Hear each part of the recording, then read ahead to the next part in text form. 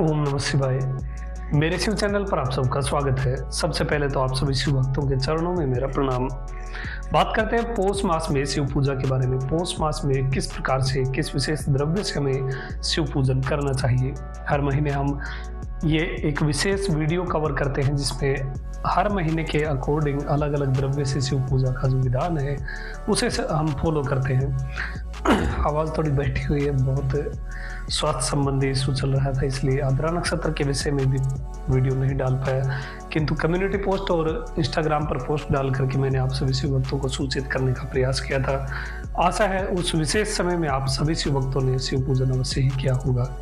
अब बात कर लेते हैं पौष मास के बारे में। पौष मास के बारे में जो विशेष द्रव्य है वो है मधु अर्थात शहद। भृंगीरटी संहिता के अनुसार पौष मास में शिवलिंग का पूजन शहद से करना चाहिए।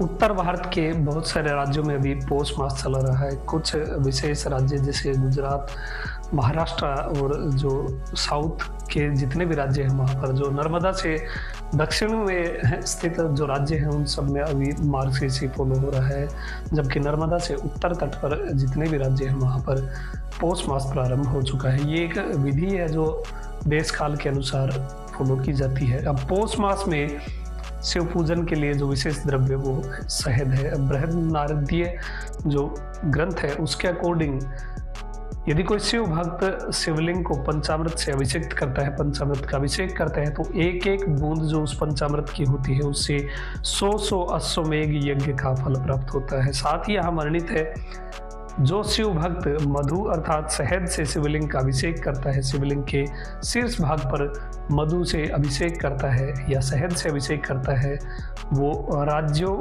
पर राज करता है।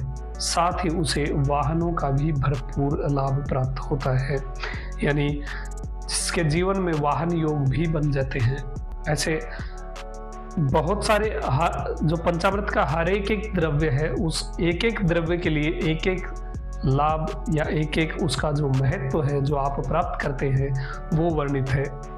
ये किसी प्रकार के मैं टोट के आपको नहीं बता रहा हूँ, ये केवल मैं वही चीज़ आपको बता रहा हूँ जिसका महत्व पुराणों में लिखा हुआ है और जो आप करते भी हैं। मान लीजिए अभी मैं कोई नई बात आपको नहीं बता रहा हूँ, आप में से बहुत सारे शिव भक्त शिवलिंग का अभिषेक शहद से करते होंगे, किंतु उसको करने से क्या प्राप्त होता है वही मैं आपको यहाँ बता रहा हूँ।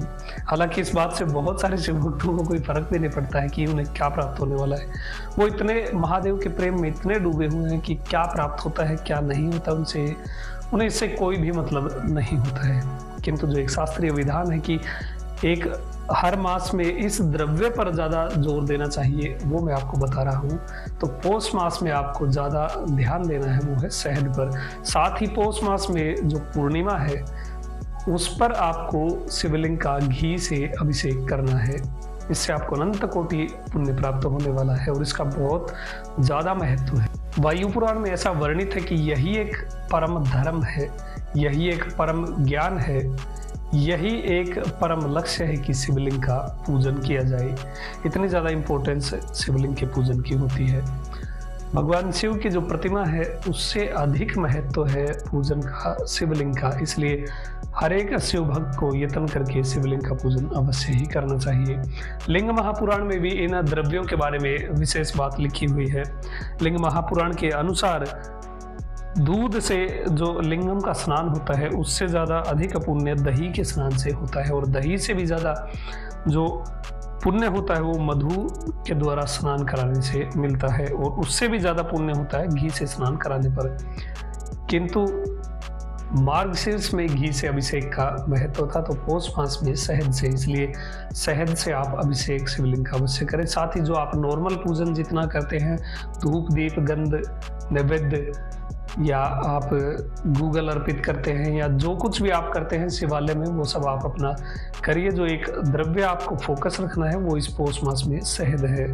शहद के साथ ही जो पूर्णिमा आएगी पौष मास में, उसमें आप या फिर कृष्ण पक्ष की अष्टमी हुई या फिर अमावस्या हुई या प्रदोष हुई, इन विशेष समय में आप शिवलिंग का घी से भी अभिषेक कर सकते हैं, अभ्यंग स्नान करा सकते हैं।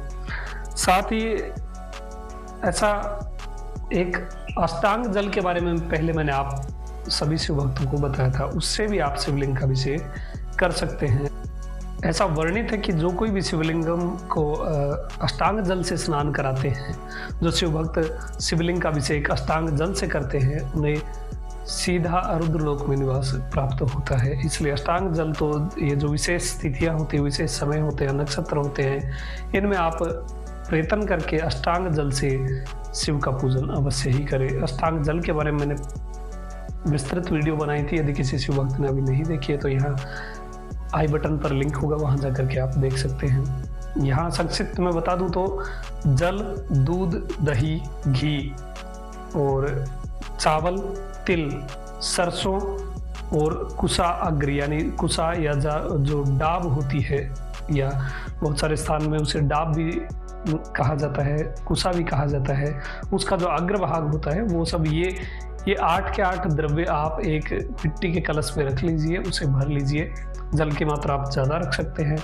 फिर उस पूरे 8 द्रव्यों को एक साथ मिला करके आप शिवलिंग पर अर्पित करें, शिवलिंग का इससे अभिषेक करें। इससे आपको बहुत पुण्य प्राप्त होता है। और ये चीज़ आप जब स्वयं करके देखेंगे, अष्टांग जल से आप जब भगवान को स्नान कराते हैं तो आपको खुद को अंदर से ऐसा लगेगा, ऐसे आनंद की अनुभूति होगी कि हमने कुछ विशेष किया है।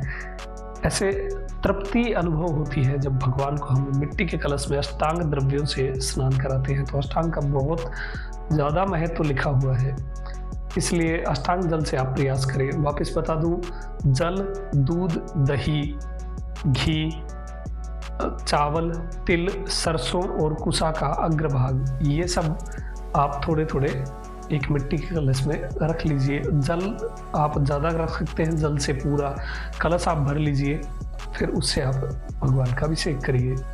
अष्टांग जल से जब आप भगवान पर अभिषेक करेंगे, भगवान का अभिषेक करेंगे, तो जो द्रव्य होते हैं, मान लीजिए सरसों हुई या फिर चावल हुए, तिल हुए, ये सब वहीं इकट्ठे हो जाते हैं। तो आप प्रयास कीजिए कि आपके साथ आप अपने साथ कुछ पात्र रखें, कुछ कटोरी या फिर दोना वगैरह या कुछ भी एक ऐसी चीज़ आप साथ रखें जिससे उस द्रव्य को उठा करके वापस आप उसमें रख सकें।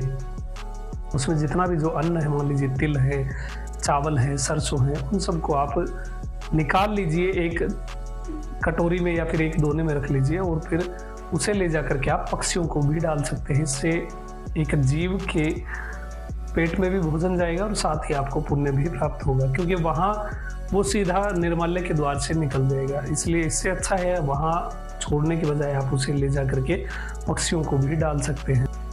अभी प्रयास रहेगा कि जल्द से जल्द अगली वीडियो आए, ताकि आप सभी शिव भक्त ज़्यादा से ज़्यादा शिव भक्ति में डूबे रहें, शिव से हमेशा संपर्क में रहें, उनके बारे में विचार हमेशा ही करते रहें।